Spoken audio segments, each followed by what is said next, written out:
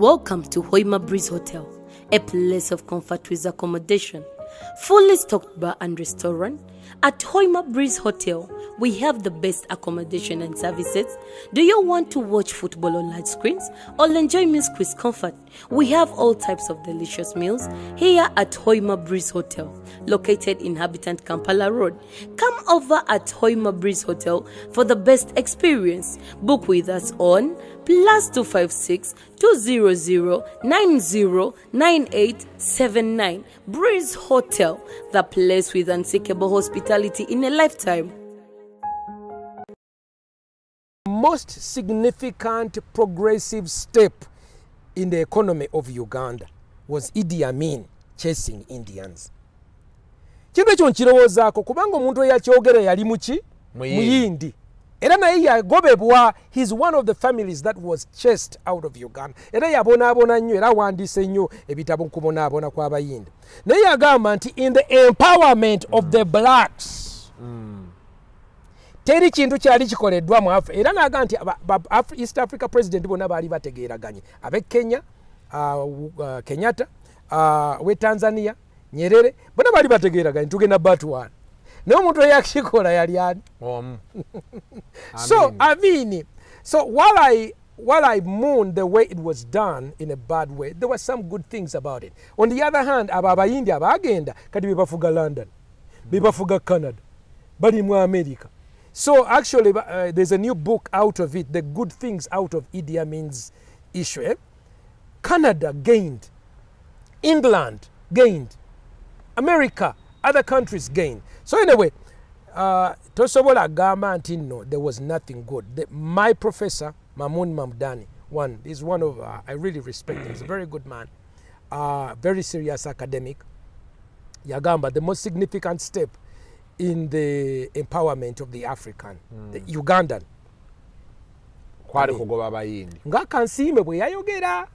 So for you, you feel like there's too much pressure they are putting on Ugandans and they're not being considerate from what you just explained happened to Violand, you know?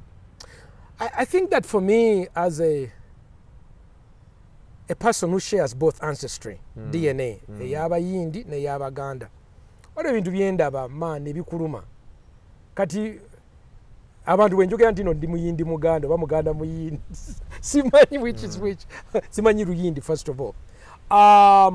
What do you about which bother me? And I think sometimes they are spoken in extremist terms, but we need to speak about them in a normal term. That look, there is a way Indians, can we actually empower? Can we put a bridge down for the Ugandans to be able to make business? Waliwo omuntu lwabeeranga akukola mu bukozi ssente. So and I think we need to do this. The employment. Kati president abawadde agenda n'abawa investor holiday. Ne batasasula misolo, ne bakola ki. Nabo bandibadde bakolayo ebintu ebirala. Showtime Music presents Aziza Zion. Live at Serena Hotel Kampala in Strings of Love concert. Saturday 4th November. Entrance is only 150k. Early birds are 100k and a table of 8 goes for 3 million Ugandan shillings. All tickets can be bought at www.quicket.co.ug. Strings of Love concert is powered by Arapex Style Adhesive, Stream Live Avenue, Capital Radio, Climax, Platinum Wellness Spa, Phenon, Galaxy FM and Maestro Studios. Come feel the real love with the king of guitar, Aziza Zion.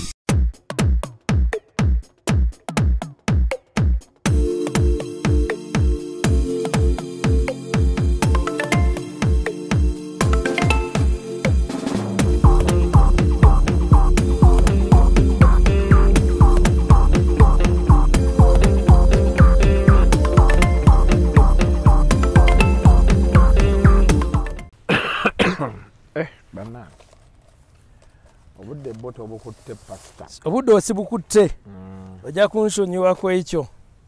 Kacupa kange kaliwa? Kali akacupa kagudde wali wansi. Genda ondetera kagudde wali? Waliwo akacupa akali awo. Njagala kuwa obujulizi. Kyekaakoze. Nze ndi steady. Sijja bakweka. Welcome to yet another edition of Kasuku Live. Olunaku olwaleero atuwa ekikopo kya chai tugattemu. Oyo mukyala mugamba aleete chai. Mugamba aleetere chai nange nyweko. Yeah? Nange nyweka chai. Awo batonkubye luseke. Tujja gabana fa baddugavu bwetyo bwe tuli vondu bwoba wakafumo n'omuntu nakuyitako n'ogamba ndi jangu tukole ki jangu tulye kati wano jangu tunywe.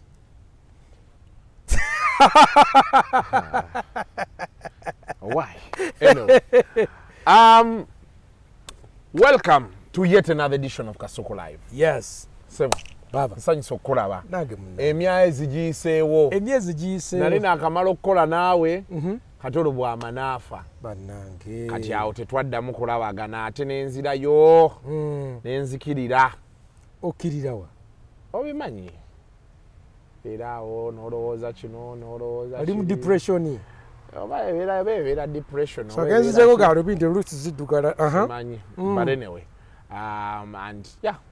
But now we are back. I'm glad, Here man. we are. Good to see you. It's been long. Yeah. Yelije nakusanga ku Forest Resort. Nature Resort. Nature Resort. Omukyala ntera okwogera naye. Are you sure? Nejuzi yadde birthday ye. Wow. Ne mulaba nga ali happy nga asanyuka naye sinafuna budde buddayo. Tulina okuddayo Haji. Tulina okufunayo obudde ne tuddayo. Tugendeke wa Haji. N'ebibadde bitya, how has it been your side? Since man, we last met. It's been busy, but omanyi, when you interviewed me about my father, tata wange, kyali kiseera kya DNA ojjukira. Nga abantu bali mu kwetta biki. But some people found hope in that story. Yeah. Banji abampeereza ka video nega pastor naawe nali simanyi ti naawe ebintu bya taata byali bikwatako wali tomanyi. Waliwo ekyakomentinga bwe wagaa ti taata we yali muyindi nekigamba nti gwe Sempatero.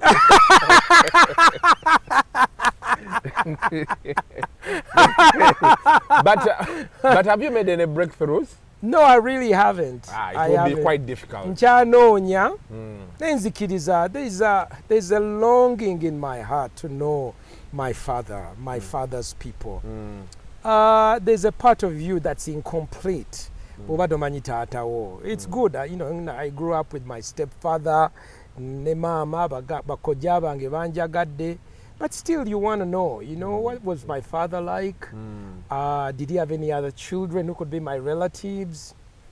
Yeah, of course, abatamanyi nti tata wange, it is said, yali student wane Makerere, fell in nga babeera Masaka ne tata we, they were traders. Then mama wange bayagenda yo bagula ki, somehow they fell in love, ebyabaawo byakola ki? Byabaawo. Then nenzaalibwa. Then in the crisis ne bagamba mama wange to abort. N'agaana. So nebaza Mukama nti yagaana era ndi mulamu olwaleero. So but I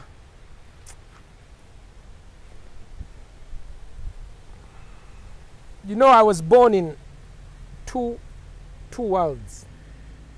Abaddugavu n'abayindi. Conflict, which erupted in 1972. Yeah. And I'm hoping to do actually a museum out of that. I want to do a museum ewange. But there's two sides of the story. Weekend, aliwo muyindi omunene mu Kampala mubayina ebizimbe. Kati yali apangisa waliwo muwala wange yali ankolako massage. Who I like very much, mwala mulokole. Kati n'agenda n'apangisa ekifo ky'okukolera ki. Nendowooza kati olwa ssente ezideclininga. Bambi omuwala yali afunye looni ya $2,000,000. N'azisasula n'ateekamu bingi akoze nice place. Oli ekamu okyawo. Walange Viola. Kati then ndowooza business n'etakwatayo. Yeah, n'etatambula. Ne babeera nga bamubanja emyezi emeka? 2. Kano mwana muga nti kanjogereko n'oyo omuyindi ngezeeko okulaba if I can naga pastor I'm being harassed olw'okuba ndi mukazi kiki kadde mukubira omuyindi oyo Kasuku omusajja engeri gye yayogedde nange engeri ngate muganda wo muyindi munno. You didn't like the way he spoke with you. Wayogera n'omugagga yennyini. Ina ne chat kya ebintu byayogera. Mwala na bambye mwala na bagezaako kweya ne mugamba sebo. Abantu baffe bagezaako kweya. It's after COVID. Kanuse na kijanya nti muntu your personal faith. Simanyi omuntu wa Katonda. Katonda wa mwetakola bikibi. Tekyakolese kyekimu. Especially ngate muyindi yabikugamba. Kasuku. So anyway, mu mutima gwange oyo musajja, of course I'm a famous person, a popular person. Nenga bolaba Moses, Musa, Musa yazaalibwa mu lubiri Egypt. Ng'ayina okumanyibwa ne tutumu. Nina asanga muganda we nga bamukola ki? Bamunyigiriza. Era obusungu bwamuluma. I think gayo omu yamukuba n'akola ki? N'amutta. Ekintu kikyankoze bubi nnyo. Mwami sobola kumwogera mumanyi ekintu kye yakoze namuweereza message ne mugamba man, you must apologize. You must apologize. Nega nti abantu baffe babonaabona quietly. I want you to know. Abantu baffe bakola ki? Babona. I'm not saying everybody. By the way, abayindi abagende Canada, kati waliwo abayindi, waliwo bakwano banga abayindi abagende Canada, abagenda mu America n'abagenda England. Balaba nti abaddugavu n'abazungu n'abayindi twenkanankana. So when they came back, bayina a sense of respect. Nekati waliwo abayindi either basigala wano oba abadda India, bayina engeri gye batunuulira nga abaddugavu, naddala the darker you are. Nga tulinga nga abantu abali ki? Cheap. Era mani batuyisa bubi. So I'm hoping that we can actually have conversations. It's an uncomfortable conversation. There is good, there is bad. Era buli lwoyogera 1972 nti Amini yagoba ki? Abayindi. Recently nalaba gundi onani comedian wafu omuwala. Very Kansime. Yeah. I think she was somewhere. Mulaba. Never mubuza kucha Idi Amin. Yeah, she was, I think, in South Africa. I don't know. Yeah. Then she said, you know, Idi Amin is a hero. Yeah. Because in many ways, people don't understand him. He fought for the rights of what? Africans. So Katiatenze, look, I am caught in the middle. My father was Indian. My mother is a Muganda. I am a person of reconciliation. But nobody will be into abayindi bye bakola bye balina okukola ki? Okulekeraawo man. Ngachi. Man bakijjanya abantu kati omukazi ono, the business did not work out. She wasn't able to pay 1.5 million shillings a month.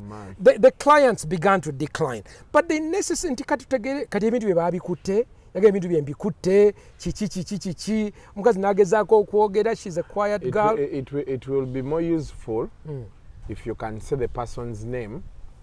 Then, you know, if the public is to make noise about it, noise mutuukeko. No. Olw'okuba nyina ekitiibwa nange at some point, but it's one of the old prominent families in Uganda is abayindi abasigala abayina properties. Yeah, but I'm hoping to actually have a face-to-face conversation. Yeah, oh yeah. No, it's not going to end here. It's not going to end here. But yajja kugamba that Ben, I built this building here for me to make money. Yeah. So if you can't afford, you move out. It's true, but the process by which you do it, yangambi yafunye abalala bagenda okurentinga to give him more money than she was. Kati ebintu byabikutte ekitanda kye muwala kyakolera kakikutte. Kati omukazi ali distressed. We got to recognize that when businesses, we went through COVID. Kasuku, people are still dealing. We are still dealing with the shocks of COVID. Yeah, that's true. You cannot say things are back to normal. But buli wotunulira mawulire bwoti every day. Olaba abantu ennyumba zaabwe ze bakola ki? Ze batwala. Olaba ne guno oguzimbe guno ogwa aya. Bagulabye mawulire. Bagulanga. Olaba ono omugagga waffe wa Simba ani? Bitatule. Yeah. Bimutwala. Oba banene. You know, if the big boys are going, what about the small ordinary person, Viola? So I think we need to be, I think, understanding and helpful. I mean, abantu beyiya agezako kutandika ka business ke, give them some space. More chance. Kati bwe tekiyiseemu ng'omubanja miliyoni oba bbiri oba ssatu. Just okay, look, you take your stuff. Kumi abiri n'ebino babikwata ne bakola ki ate ebino bintu bino mbiwulira mu Kampala tiba landlord abo naddala simanyi babasasuza mu ddoola biki. Really, we must have a conversation. Some things have to change. Waliwo bitannaba kukyuka. My professor here, I'll end on this conversation, Professor Mahmoud Mamudani, ali wano ku Maiza. Wano. Ojjukira last time yabisanya ne kino kisteera Nyanzi ekigwenyufu. Ekyeya jukira kyeyambula ne kiraga amabeere galinga ga stocks gagudde eri. Apana. Nonsense. No. She was being harassed out of the office. So she says. No. And I think she won that case when they went to court. No, she did not. She did? No. Mamudani is a serious academic. Yali musomesa wange. Bw'oba toyagala kutakola. Tokola ki? Togenda mu klasi yani Mamudani? No. In fact, bw'oba oyingira ayina master ne PhD zakola. Bw'oba oyingira master PhD ya Mamudani, you must dedicate yourself. Titoyina bira toli mu bya social media, toli mu biki. Wabula Stella Nyanzi yalinga ku Facebook, achichiva mu South Africa, basiyazi biki. Natakola, she was supposed to teach. So neba bisa namugamba you know kola, you must kati ye namuga simanyi oli muyindi oli muki which wasn't right. It was that she was not performing. But what Mamudani said nakola lecture the political economy 1989 to 91 yatuyigiriza nti the most significant progressive step in the economy of Uganda was Idi Amin chasing Indians. Kintu ekyo nkirowoozaako kubanga omuntu eyakyogera yali muyindi era naye yagobebwa. He's one of the families that was chased out of Uganda. Era yabonaabona nnyo era awandiise nnyo ebitabo kubonaabona kw'abayindi. Naye yagamba nti in the empowerment of the blacks teri kintu kyali kikoleddwa mu Africa. Era n'agamba nti East Africa president bonna baali bategeeraganye. Ab'e Kenya, Kenyatta, we Tanzania, Nyerere, bonna baali bategeeraganye tugenda batwana. Naye omuntu eyakikola yali ani? So while I mourn the way it was done in a bad way, there were some good things about it. On the other hand, abayindi abagenda kati bebafuga London, bebafuga Canada, bali mu America. So actually there's a new book out of it, the good things out of Idi Amin's issue. Canada gained, England gained, America, other countries gained. So anyway, tosobola gamba nti no, there was nothing good. My professor, Mahmoud Mamudani, is one of, I really respect him. He's a very good man, very serious academic. Yagamba, the most significant step in the empowerment of the African, the Ugandan. Nga kansiime bwe yayogera. So for you feel like there's too much pressure they are putting on Ugandans and they're not being considerate from what you just explained happened to Violand, you know? I think that for me as a person who shares both ancestry, DNA, ey'abayindi n'ey'abaganda, waliwo ebintu byendaba maani ebikuluma. Kati abantu wenjogera nti no ndi muyindi muganda oba muganda muyindi simanyi which is which. Simanyi luyindi first of all. What are the about which bother me? And I think sometimes they are spoken in extremist terms, but we need to speak about them in a normal term. That look, there is a way Indians, can we actually empower? Can we put a bridge down for the Ugandans to be able to make business? Waliwo omuntu lwabeeranga akukola mu bukozi ssente. So and I think we need to do this. The employment, kati president abawadde agenda n'abawa investor holiday ne batasasula misolo ne bakola ki nabo bandibadde bakolayo ebintu ebirala okuyamba ng'abantu abo business, and they were genuinely they trying to get it. I feel bad about that. So I think we got to have that conversation. Of course, it's a conversation with people in power. Bayina baba supporting abanji. Kati nze nagalo we natuka. Me, I'm 56 years now. Okay? Kati nze bangamba nti no ogeza okunteeka wansi sikutegeera. Lwaki? I married a girl from New York. I've been to America. I could work and live in America. I'm a Ugandan American. Ina passport yawe. Kati walo abantu bafira no. Nina masters, nina PhD. So okugamba nti ate PhD. I do. America bampa honorary nayenga be bampa ne masters. So sibino waliwo ennaku zino bagaba PhD. Waliwo gusomero ogwabalokolo ogulabe ennaku zino. Simanyo baba guyitaani. Guli awo buli omu bamuwa bwa doctor. Takolanga bachelors, takolanga masters, never mwadde ki. Ati ne banyumirwa nnyo okubeera doctor. No, bampa doctor. The truth is, Kasuku, abantu abagala, naddala mwe abali mu America, naddala mwe abali Europe, you have to know. Bw'osoma mu America ne Europe, the higher you get educated and experience, the more you pay. Kati nze nasoma psychology. Gana wasomye one. That's my psychology and counseling. It's a double major. Masters of Science in Psychology and Counseling. Yeah. Counseling psychology. Counseling psychology. Yeah. So, bw'omalirizeeyo, then you do certification, like okulicensinga, practicing, yes. As a licensed counselor or psychologist. Omuntu at the beginning amount of money, wotandikira zibera $6 nga. But after practice, per hour. But after practicing as a licensed counselor, average $10. Kati nze ne mukyala wange, because we got the same degree, nandibadde nfuna $1 buli lunaku. Bugamba $10, you work 8 hours. That's $800 a day. Bw'okikubisa emirundi 5, that's $4,000 a week. Times 4. Bw'okikubisa times 4, that is $16,000 a month. But then when you multiply that by 12, $192,000 a year. That's a very comfortable life in America. Comfortable. Kati nzija wane e Makerere. Okay? I decide that I would volunteer in mentoring young people. So I've spent 20 years, more than actually 23. Benatandika 19. Wabandengina kubuzo yambadde uniform ya Makerere University. Bano bajimpa luli kugundi ku 100 years.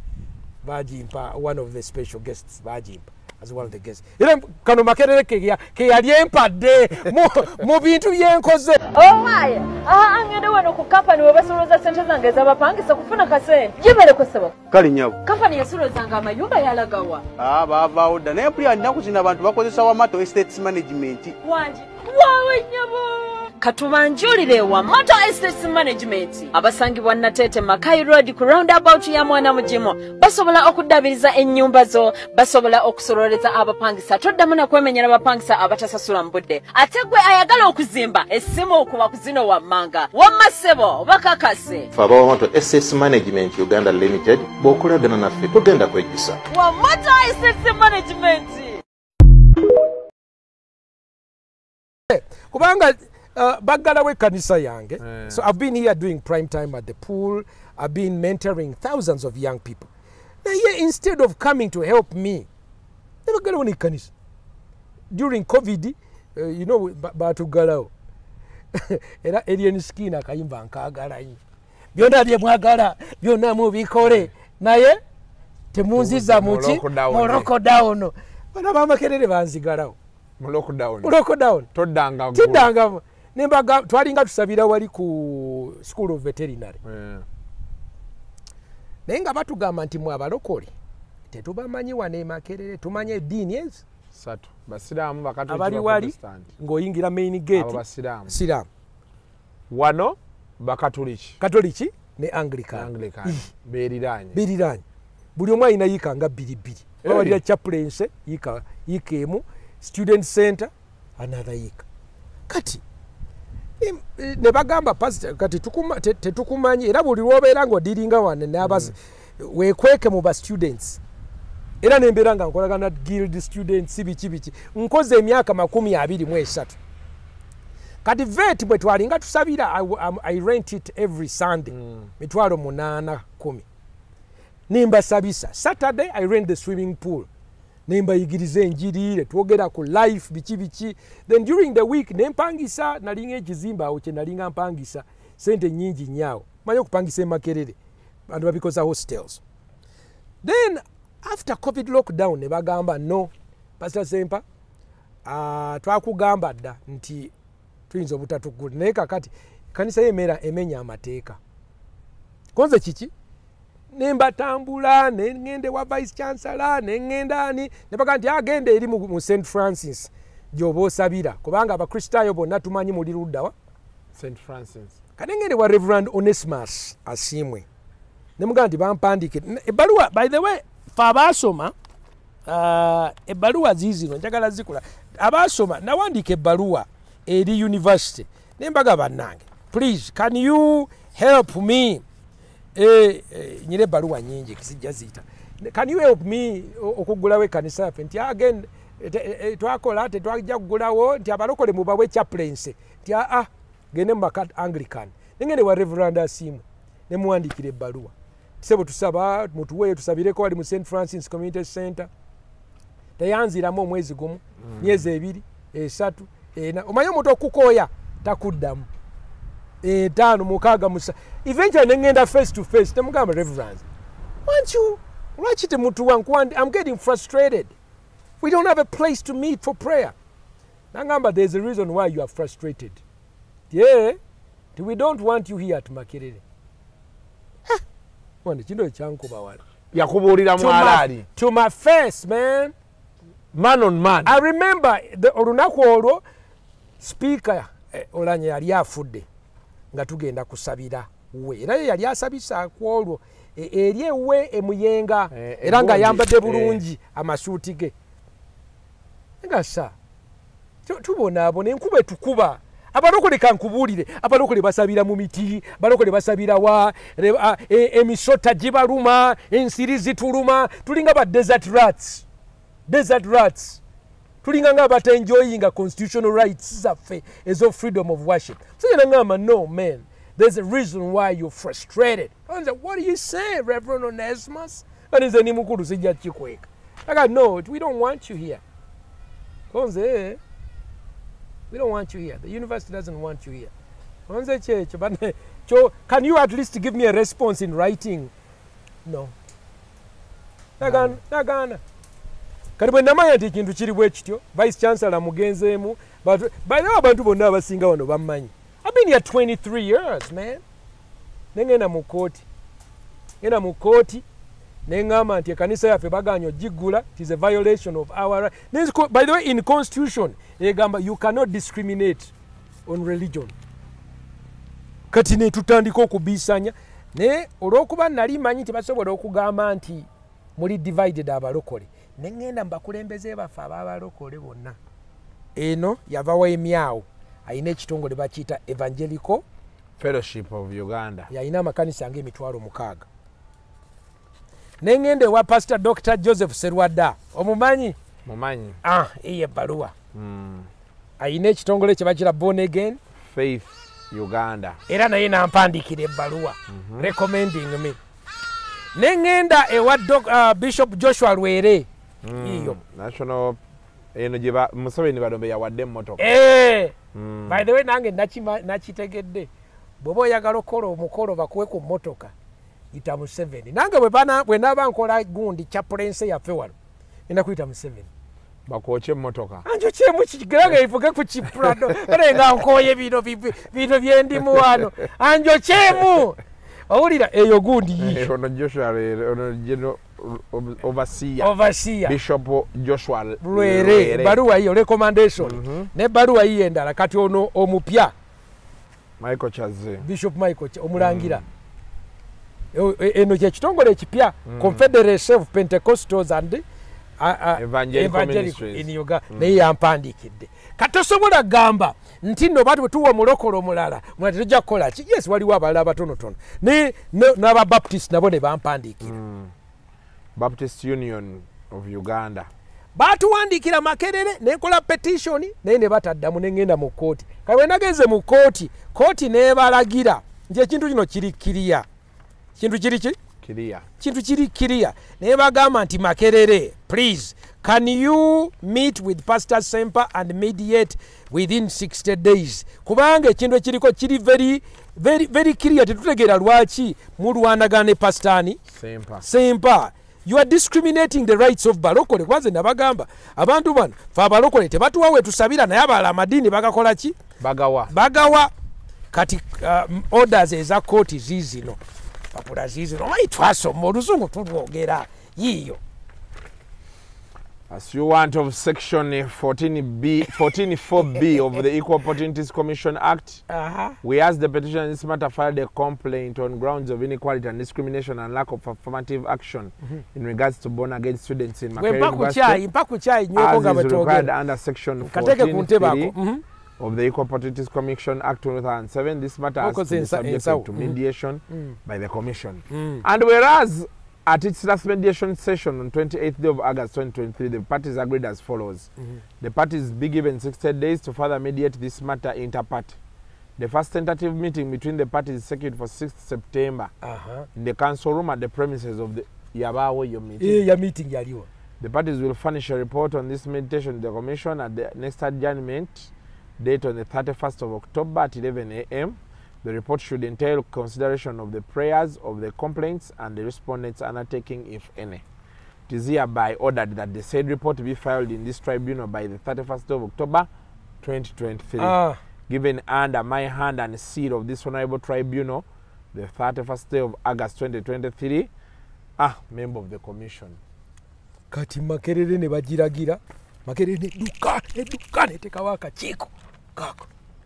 Appointment of management committee to mediate in the complaint of inequality and lack of affirmative action regarding born again students. The committee comprises of Associate Professor Helen Nambarira Nkabala, Associate Professor of Religion and Peace Studies, Department of Religion and Peace Studies, Chairperson, Associate Professor Sarah Sari, Associate Professor of Gender and Women Studies, School of Women and Gender Studies, Dr. Kristo Hirirwe, Department of Religious. Lekera obawulidde akakiiko kateekeddwawo okutunuliza mu nsonga zange kati bwe bakataddeewo n'enkasisinkana nayogedde. So you're making breakthroughs? Nabasisinkanye naye there was such nga kukira ensonga y'abayindi bwe painting nayina obulumi bungi nnyo. Kubanga bwekyagenda mawuli ate nabo ne bagezaako okugaa nti ati simanya pastor anoonya mulimu anoonya ki. Of course they try to minimize tega pastor anoonya mulimu afune milioni 5 eza chaplains. Nkubuulidde nti singa nali njagala ssente Kasuku kankikubuulire abantu njagala mumanye singa pastor Sempa yayagala ssente aleme kuwaayo obulamu bwe nga ssatu nandibadde efuna doolo 6,000 buli mwezi neyiza mukyala wange gumu kakaagize mitwalo 3,12 jaka emisolo oyinza okujjako 40% ku misolo neera nsigazaawo at least ng'emitwalo 2 oba 3 2 kitundu. I would have kati nakyo kyanyiiza. Then nembagamba nti guys maze wano emyaka 23 I'm mentoring your people. Oyo university secretary wammwe Kiranda abadde wano deputy speaker olwaleero ayise mu prime time. Botunuulira Asumani basalirwe yakola etteeka lino lya anti naye abadde wano mu 2001 abantu bameka abatamanyi pastor Sempa abadde nene bagamba nti mmwe ne mala wano emyaka 23 nga I am serving as a volunteer nene mutajjayo ne mugamba nti pastor what you're helping our students, what can we do to help you? Ne mu kifo ky'okunnyambako ne mujja ne mukola ki ne bakuggalawo. Man, you guys are bad. Nakaba manyi omusajja kizibu okukaaba naye nakaaba kwolwo. In fact I'm doing a transcript of that thing big like this nayogera okumala essaawa 3 byali bingi ku mutima gwange. Nembagamba ne mmala wano emyaka 23 fe abalokole twaba tutya ne bagezaako okudda eno okudda eri naye twali ffennaawo nalina looya wange tegule ani ne mukyala wange. It's a powerful one. Kane badokanga nti pastor kikyoyagala kiki era kikyoyagala nti ebbaluwa yiino njagala obabule pastor biki njagala abasomere biki byoyo. Designate and Gazette chaplains for the Born Again Faith Makerere University. Mututeekerewo chaplains nga bwe wabeerawo chaplains ey'abakatoliki basiraamu Anglican mututeekerewo chaplains yaki. Approve requests of our Born Again umbrella groups who have endorsed Pastor Martin Sempa as the inaugural chaplain, attached to the recommendations from the 5 Apex group, and provide benefits in equal measure as to other existing chaplains. Exactly. Baruwa zizi nezendoosinga mukkirize nti no naffe chaplain waffe abeerewo. Mumuwe wabeera ebirabye mumuwa bye babawa naffe babituwe. Chaplain's house nze nva Kasanje buli lunaku okujja n'okola prime time nva wano ssaawa 6 ez'ekiro n'enzira e Kasanje. Lwaki abalokole ffe tubonaabona ate nkeera nsobola okkeera ssaawa emu ku makya okubuli. No, cause that's discrimination. Designate land for us to build a chaplains and student center in equal measures to build other recognized religions at university campus. Naffe ne tusaba batuwe ettaka tuzimbe tujja kwezimbira ne bwe batatuwa ssente. Nosaba temporary office space wano. Mpulira ekifo nange wentandikira. Sina office mbeera wano buli kaseera meeting nzirabira mu kibiki. Biwanvu. No si biwanvu nasabye kati mwabalaba mumanye nti mulimu mu basumba abantu Mukama bawadde obwongo obulowooza. We can't be here. Yeah, I know. Ate abalokole beera disorganized. Tetumanya what is a good mulokole from a bad one. Mulokole. Now, well. So I'm moving forward with that. By 30th, report eyina okuddawa. Naye waliwo abatanjagala abatambula wano ekiro n'emisana. Waliwo abasumba bali babad abatanjagaza. Bagamba kisoboka kitya nti ate oyo atayagala bisiyanka ati go bawadde. Era banaye munsabire n'abansupportinga n'abo ab'Emakerere abali bagenze Makerere muweereze message eri university mugibuulire nti pastor asobola atya okukola emyaka 20. Nawe waliwa tewasoma wano. Soma psychology sikyo nawe uweerezeyo ka message nze ngenda yita wano ka video of course yeah banaye mutu supporting.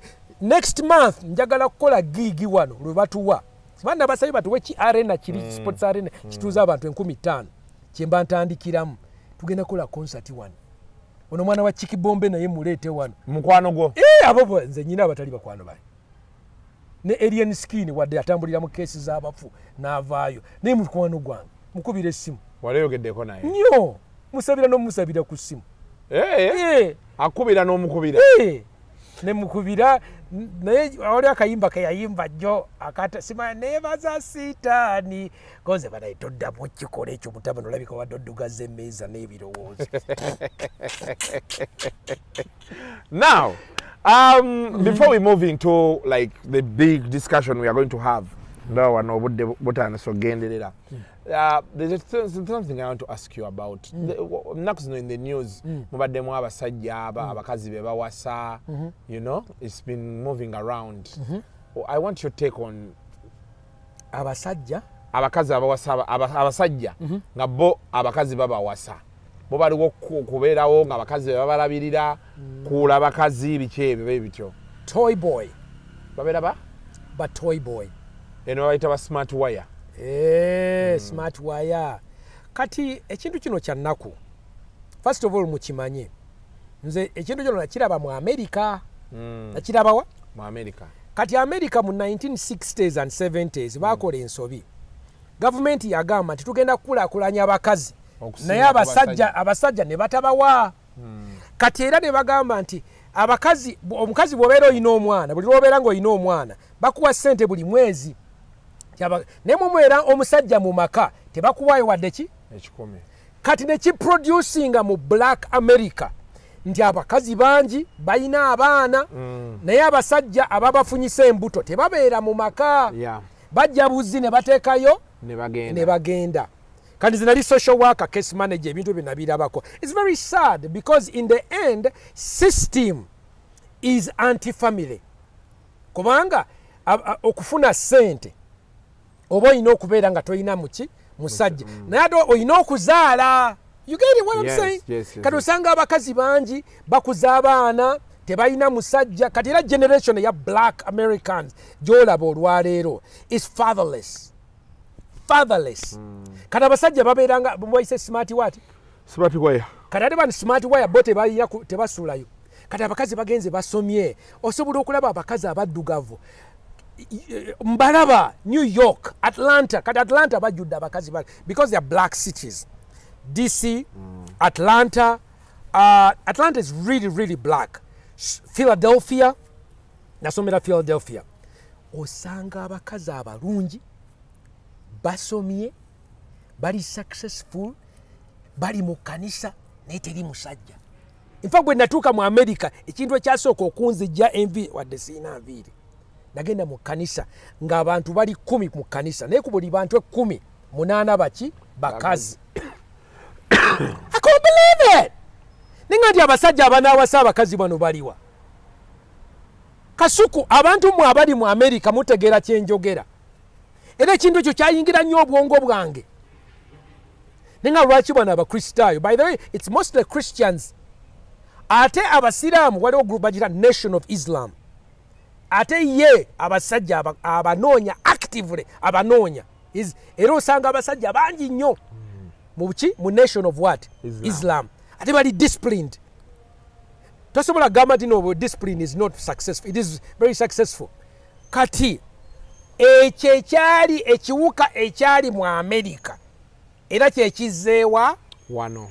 Osanga ba professor, osanga kwa ebintu bya gender. Omanyi sente zifunwa mu gender.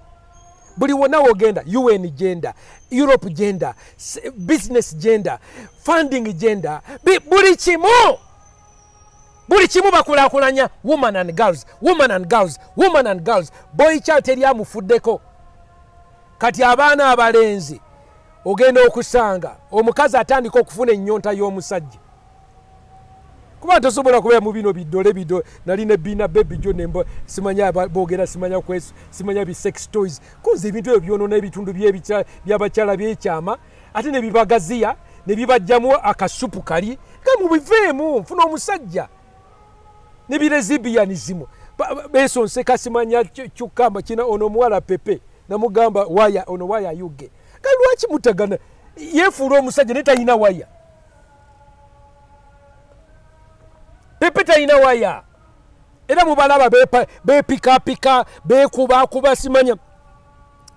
Ojja kumbuuzaako kuba Pepe yampandikidde. Ine ebbaluwa yampandikidde wano. Mu maaso ngenda kikubuulirako. Yampandikidde kuba nasabye okubeeramu kuba abo abalwanirira etteeka lino erirwanyisa ebisiyaga. Na opposing yampandikidde eno affidavit ekuva eri Pepe. Naye Pepe talina waya. Iro kiraba kiringa kiri bamukuba gundi omanyi bino bakuba enkoko babiyita biki bino bi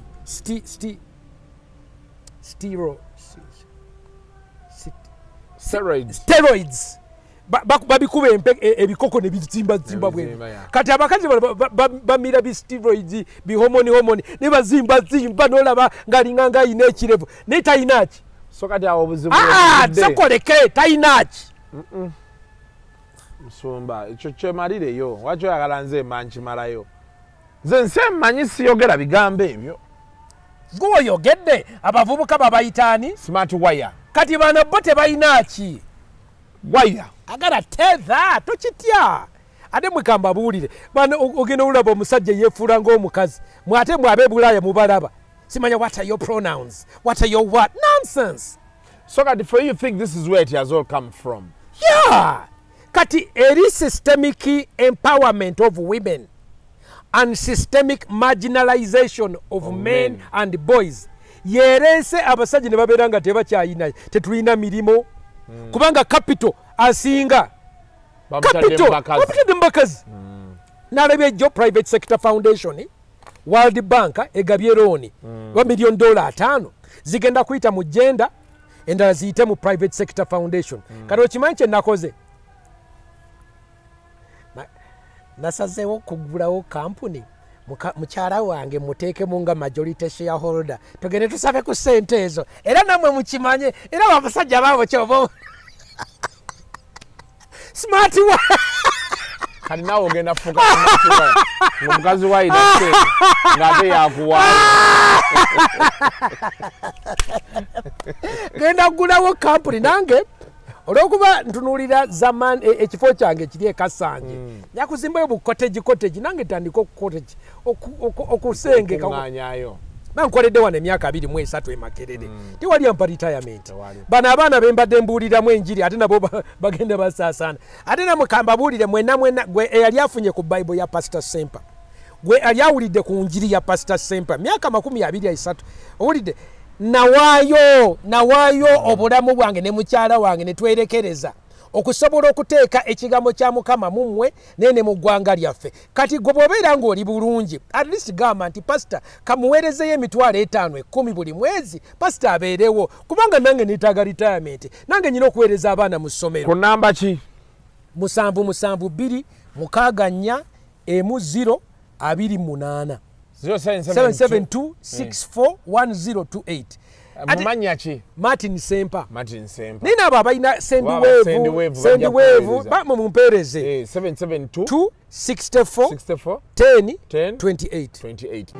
Are you a Ugandan in the diaspora, working and residing in Canada, America, Germany, Sweden, UK, Denmark, working 2 to 3 jobs to survive while working extremely long hours, including weekends and special holidays, with no time to enjoy family? Here's your grand opportunity. Introducing to you a work-from-home online business with just your phone, laptop, and stable internet as you enjoy family time and still make millions online. You don't need any expertise when our professionals are on standby to take you through step by step. To find out more on how to work online, log on to www.jemaimamirembe.com or WhatsApp and call +44 794 9011 033. Facebook is Jamie DE Mentor. Now, nga tuwunzika this first part of the show. Oyina akatu kano. Ko wandaze. Akamanyi g'ekisajja. Kasuku nasalawo nze okubeera honest era eggwanga lijja kumanya pastor lwendi umwagedi pastor yatubuuliranga sikikweka kakati so what is this kusooka nali mpita wali ewandegera ne mpulira omusajja atunda waliwo bakayitaani simanya amaanyi g'ekisajja kali awo erinnya siri busigosigo putulu si putu kukumanga mukyala wajja kuseka simanya biki abasajja abasomaali abo bayina simanye abayindi kati nakagezaako naye tewaali tekakola nenga naye kankole research nenkola ne ku mulondo nago nengulya si mulondo akamwa ke kakyuka gundi akawoowo katereza butereza kawo mulondo si tewali era mugulya buli so recently nagenda okulaba nga sigino zange omanyi kati ndi emyaka 5-6 nga sigino zange zitandika okukendeera okiwulira wano olwobeera ng'oli ku internet naye ng'olaba wifi buzz eyali full oli ba 1 ne 2 okiwulira otandika sigino zitandika okugwa neŋŋamba neno kangezeeko kati neŋŋamba then mbeerawo mu discussion yawo ey'abalina miryango ndi ku WhatsApp group simanya omusajja yafudde nga alidde red pill oba red pill byebiki sigimanyi nange otandika okulaba ennaku zino simanya omusajja yafiiridde mukimuki konze bintu ebyo bitiisa nenewe so recently netandika oga nti ekaŋŋende nagende nenfuna waliwo professor ogwange ono wa covid ayinayo ekidagala kyeyakola simanya manhood nenkinywamu kyayi saawulira nnyo naye mpulira kirungi ku entasesa nnungi naye kiteekinga time so anyway ennaku ezo sigino bwe nagenda okulya nga sigino tekuba bulungi neŋŋendako ewandege yawo neŋŋenda ewa pharmacy fast farmer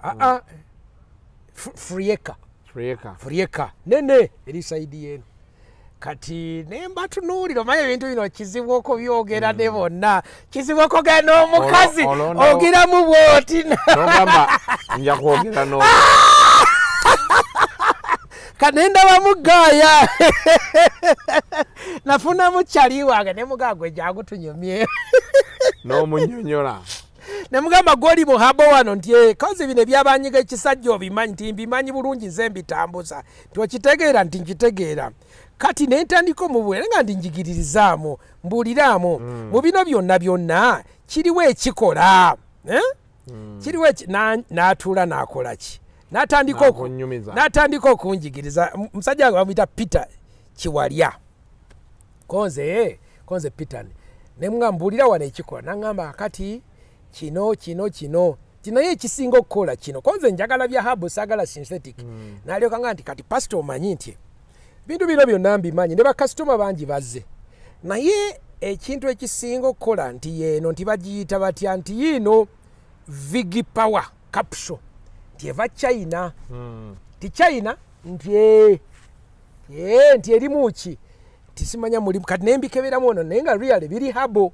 miti biki enga nti ekola etya eno ogimira 1 hour before nti one papa nti naye ojja kulaba tejja kukolera then nampayo nendala naga nti kati eno ejja kubuildinga over 3-6 months tine kino eno habo nayo ojja gibuild waliwo kubuildinga capacity gradually tinayo eno konze kale tekijja gana tewali kangende nkola experiment manzirako ewange wamadamu nga ndyoka ntegeera nti no ngenda kola ki ndakubeera mu wifi signal nenjimira kwe najimira naye yaŋŋamba nti eno yo original bagikolanga ey'abantu ba low blood pressure esindika ki omutima ne gukuba nnyo kubanga the element of wifi nti signal omusaayi ogusindikawa wansi konze kale kati najimira nenjagala kukakasa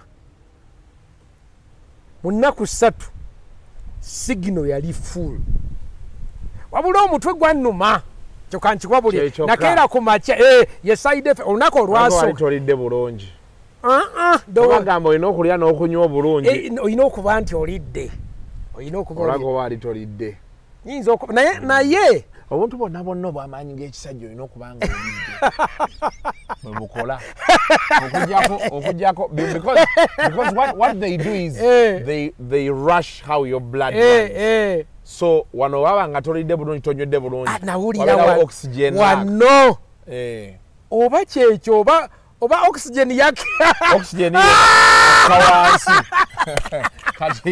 kati record zewakola kwolwo kati ofiireyo nga tolina oxygen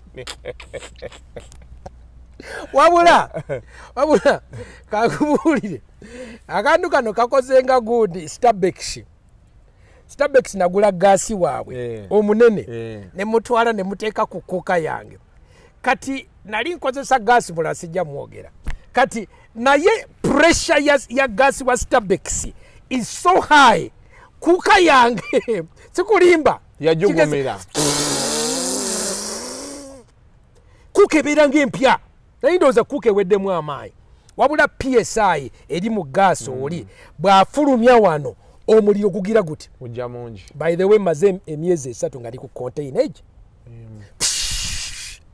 kati n'akantu kano nze nali ndowooza kuka ekoze eki bakayita ni Vigi Power Capsule enda kuwulira sijja gaana kubuulira namba ya musajja wange Vigi Power Capsule kati kambabulira enamba yono ya Peter Kiwalya ku Africa 0701 629 378 0701 629 378 kati kano kona kakakasiza mu short term muberamu buntu bumeka kamu mitwalo 2 jokka si sente nyingi kabera kamu ne bakokka ne kakola ennaku 3 ne ennaku 3 nya but even after that bakukubako omuliro ne gwaka oji okera ku makya nga signal eri bulungi even in the middle of the day by the way mu butuufu kampadde ne gaasi n'emisana obadde weepiica no signal nga wifi in fact kalinga nga kapromotinga ng'obadde eno technology ya gye bali age kano kalinga LTE kakuwa 5G kati gwe wakagezesaako like okay after taking it Did you quay picture? Ee. And it was... Ni mufumbo. And Madam said, well.